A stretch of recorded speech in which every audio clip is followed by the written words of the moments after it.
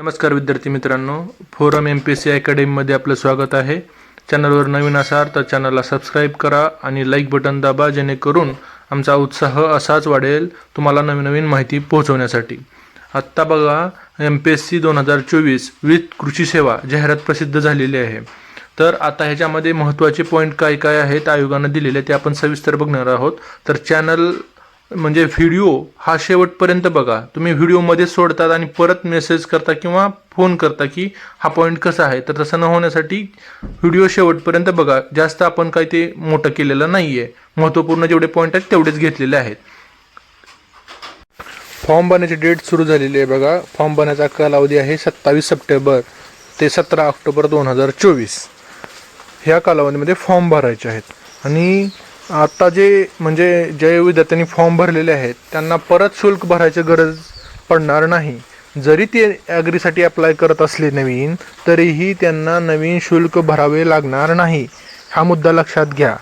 आणि परीक्षेचा वयोमर्यादा जी काउंट केली जाणार आहे ती 1 एप्रिल 2024ला जी पहिली ॲड पब्लिश झाली होती त्याच ॲडनुसार ही वयोमर्यादा काउंट केली जाणार आहे।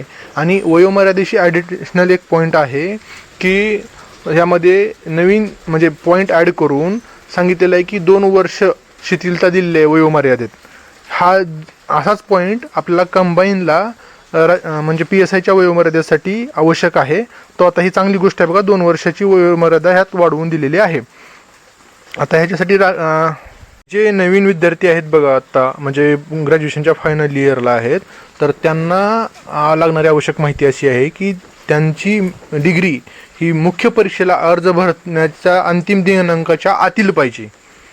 ते आता जे अपेअर असतील फायनल इयरला ते फॉर्म भरू शकतात, पण अट एकच आहे की त्यांची डिग्री आहे ही मुख्य परीक्षेचा फॉर्म भरण्याचा अंतिम दिनांक आहे त्याच्या आतील त्यांचा रिझल्ट लागलेला पाहिजे। हे लक्षात घ्या, हे फायनल इयरवाल्यांसाठी आहे। आणि हे बघा, आपण आता जो वयोमर्यादेचा पॉईंट सांगितला शिथिलता मिळालेली आहे ते 3.4 मध्ये 3 मार्च 2023चा GR आहे, त्याच्यानुसार वयोमर्यादेत वाढ करून दिलेली आहे। आता बघा, नवीन पॉईंट आहे एक, पॉईंट नंबर 16। ह्याच्यामध्ये सांगितलेलं आहे की जर इथून पुढं कुठलीही परीक्षा जर ओव्हरलॅप झाली, जशी बँकिंगला मागची परीक्षा ओव्हरलॅप होत होती म्हणून आयोगानं परीक्षा पुढे ढकलली। आता ह्याचं कारण वेगळं होतं, ते आपल्याला माहिती आहे, सर्वांना माहिती आहे, पण आयोगाला कारण देताना ते बँकिंगचं दिलं होतं पुढं ढकलण्यासाठीचं। तर आता इथून पुढं ही परीक्षा ही त्याच दिवशी होणार आहे। जर त्या दिवशी परीक्षा दुसरी कुठली असेल तर विद्यार्थ्यांना निर्णय घ्यायचा आहे की त्याने कुठल्या पेपरला जायचं, असं पॉईंट नंबर 16 मध्ये दिलेलं आहे बघा। त्यामुळे एक्झाम कोणत्याही कारणानं पुढं जाणार नाही, हे एकदा लक्षात घ्या। आणि अजूनही ते एक असा पॉईंट आहे की आत्ता जे कृषीसाठी नव्यानं अर्ज करतील मुलं, तर त्यांच्यासाठी प्रत्येक जिल्ह्याला सेंटर मिळणार नाही। त्यांच्यासाठी सेंटर कुठले कुठले मिळणार आहेत बघा। आता अमरावती पॉईंट नंबर 15 मध्ये त्यांनी नमूद केलेलं आहे, अमरावती, छत्रपती संभाजीनगर, नागपूर, नाशिक, मुंबई व पुणे। तुम्ही नव्यानं अर्ज करत असाल तरीही आणि जर तुम्ही जुने विद्यार्थी असाल, राज्यसेवेचा तुम्ही 2024चा संयुक्तचा फॉर्म भरलेला असेल आणि आता तुम्हाला ॲग्रीसाठी अर्ज करायचा असेल, तरीही तुम्हाला एवढेच अमरावती, संभाजीनगर, नागपूर, नाशिक, मुंबई आणि पुणे एवढे सेंटर मिळणार। पहिलं तुम्ही टाकलेलं सेंटर मिळणार नाही। आणि त्यांनी दुसरी एक गोष्ट सांगितलेलं आहे, अर्ज कसा अप्लाय करायचा हे 10.2 मध्ये दिलेलं आहे बघा त्यांनी। जर तुम्ही पहिला अर्ज भरला असेल तर तुम्ही तिथं आपल्या अकाउंटला जायचं आहे, त्या लिंकला जायचं आहे, माय अकाउंटला जायचं, व्ह्यू मध्ये म्हणायचं आणि चेक इलिजिबिलिटीला हे करून आपण अप्लाय करायचं आहे। फक्त अप्लाय करायचं आहे, तुम्ही नवीन बाकीचं काहीच करायचं नाही, चेंजेस फक्त अप्लाय करायचं आहे। तुम्ही कृषीसाठी टिक करून अप्लाय करायचं, जेथे तुम्हाला शुल्क परत भरायचं नाही आहे।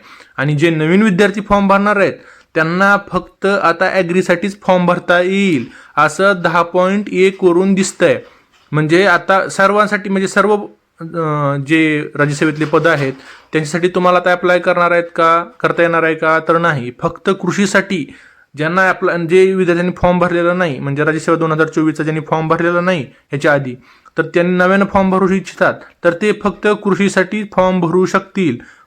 पूर्ण राज्यसेवेतल्या मागच्या पदांसाठी ते फॉर्म भरण्यासाठी इलिजिबल नाहीत, असं त्यांनी 10.1 मध्ये स्पष्टपणे नमूद केलेलं आहे. बघा, आता फॉर्म भरायला सुरुवात करा त्यावेळेस तुम्हाला ते लक्षात येईल की हा नेमकं प्रोसेस काय आहे.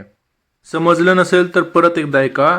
2024ला ह्याच्या आधी राज्यसेवेचा फॉर्म ज्यांनी भरलेला नाही त्यांना फक्त कृषीसाठी फॉर्म भरता येणार, आणि ज्यांनी आधी राज्यसेवेचा फॉर्म भरलेला आहे आणि नव्यानं कृषीचा फॉर्म भरायचा आहे त्यांना न शुल्क भरता फक्त ज्या कृषीच्या ऑप्शनला टिक करून त्यांना दोन्ही दावे म्हणजे ते मागच्या पदासाठी ग्राह्य असतील आणि कृषीसाठी ग्राह्य असतील.